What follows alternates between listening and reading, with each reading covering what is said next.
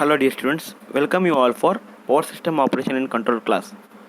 Today we will see the second half of the fourth module where voltage and reactive power control is there.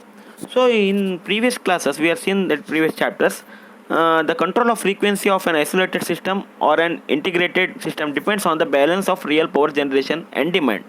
This balance however does not ensure the voltages are maintained at the scheduled values. So we have seen that generator's terminal voltage is maintained at a specified value with automatic voltage regulators. However, we need a voltage support at the other buses in the system too. So this aspect is deals in this chapter. In any network, the net stored energy is the sum of the various inductive and capacitive stored energies. To understand this concept of reactive power, we will see one simple AC source connected to a load. As shown in this figure 8.1, you can see a simple source is connected to a RL load. Okay, so here V of t is the instantaneous voltage, that is V of t is given by Vm sin omega t, where the current is given by I of t, that is Im sin omega t minus phi. So instantaneous current this is.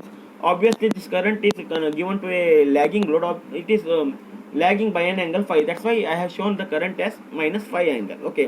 So instantaneous power is given by P of t is equal to V of t I of t, or writing Vm sin omega t into Im sin omega t minus phi, taking Vm Im one side, sin omega t into sin omega t minus phi, that is sin A sin B. So we are using that equation, will get cos phi minus cos of 2 omega t minus phi by 2. So I am taking Vm Im by 2, or once again I am making this Vm by root 2 Im by root 2. Still cos of 2 omega t minus phi is changed as the cos A minus B, that is cos phi cos 2 omega t plus sin phi sin 2 omega t, or Vm Im by root 2 is nothing but Vm by root 2 is V, Im by root 2 is I, that is RMS values, multiplied by cos phi A minus cos phi cos 2 phi omega t plus sin phi sin 2 omega t. So taking cos phi terms together, I can write Vi cos phi into 1 minus cos 2 omega t plus Vi sin phi 2 sin 2 omega t, where the first half which is multiplied by cos phi is the instantaneous real power, and next half is the instantaneous reactive power. The instantaneous real power has the average value of Vi cos phi and denoted by P, and the instantaneous reactive power has the maximum value of Vi sin phi. We can see that the real power denotes supply of the average power P from the source to load. On other hand, the energy interchange takes place between the source and load with the average value of 0, because it is sinusoidally changing. Average value is 0 means it is having sine value, but real power there is no average value is going to 0, because it is has got Vi cos phi, no frequency terms are there, that is what it is not having any average value 0, but reactive power has got a average value of 0, but the maximum value is Vi sin phi here.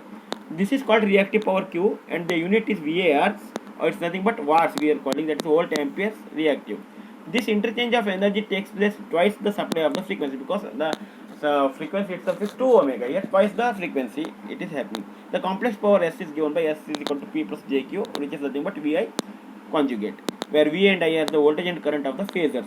The convention followed to the reactive power is that the reactive power absorbed by the inductor is positive, and the reactive power by capacitor is negative. So we can tell that capacitor generate the reactive power, inductor absorb the reactive power.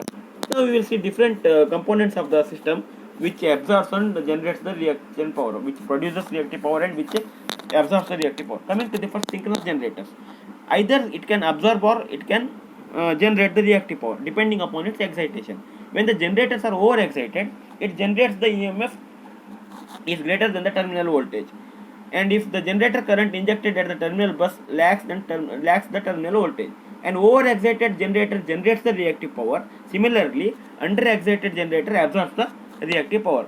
The generator conditions are shown in this figure. You can see the first is connected generated EMF through one reactance to the bus which is having voltage V, when current flowing is V, and the bus has got both real and reactive power. First case 8.3 figure, you can see over excitation case, where the generated EMF is more and the terminal voltage is less.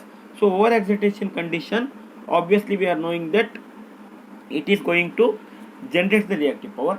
At the same time, second one is the under excitation, and under excitation condition it is absorbs the reactive power.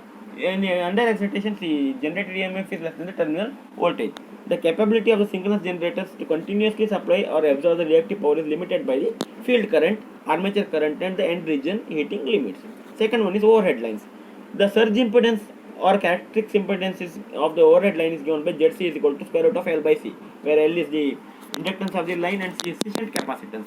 The natural load, or it is called a surge impedance load, SIL, is given by V naught square by ZC watts, where V naught is the rated voltage of the line. At the below SIL, transmission line generates the reactive power. At the above the SIL, overhead line absorbs the reactive power. Okay, so SIL is the surge impedance load. If it is below the SIL, transmission line generates reactive power. Above the SIL, it absorbs the reactive power. Next is underground cables. Underground cable is high capacitance it is having. So obviously it is having high SIL value. So always it is going to generate the reactive power. Transformers are usually absorbs the reactive power irrespective of their loads. Usually loads, and the next part is load. Loads are usually of RL type, so obviously it is absorbs the reactive power. In case of it is a reactive load, then it is capacity load, it is may generate. The chances are very less. Compensated devices are used either added to increase the reactance or increase the reactive power or decrease depending upon the requirement, the what kind of equipment we are using. Depending on that, whether it is increases or decreases, or it is generates or absorbs the reactive power.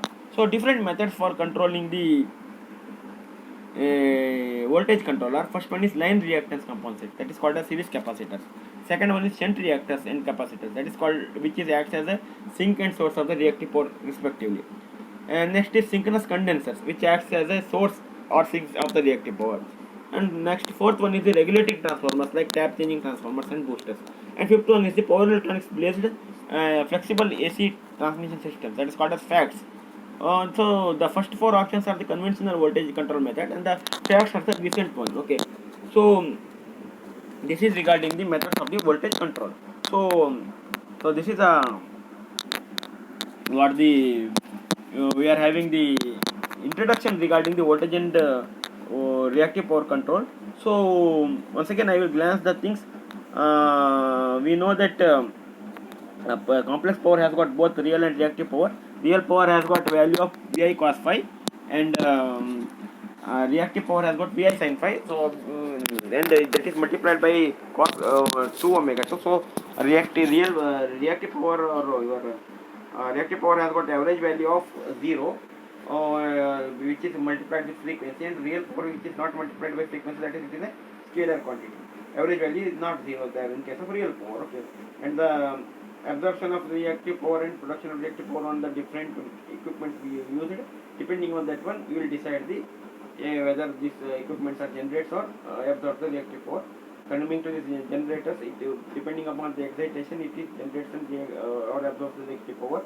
The overhead length, depending upon the SIL value, it will decide whether it is going to generate or absorb the reactive power. Usually underground cables are generate the reactive power, and transformers are absorb the reactive power. Loads are depending upon its value, usually it is absorbed, and compensated devices are of depending upon its characteristics, it is going to absorb or generate the reactive power. So different methods for the voltage control is explained. In the next class, you will see the dependence of the voltage on the reactive power. How the voltage is depending on the reactive power. Okay, how the voltage changes are taking place because of the changes in the reactive power, and due to the reactive power, how to control the voltage or maintain the voltage, that you will see in the next class. For the time being, you just see this introduction and try to understand the things. If you find any difficulties, you can call me. Okay, thank you.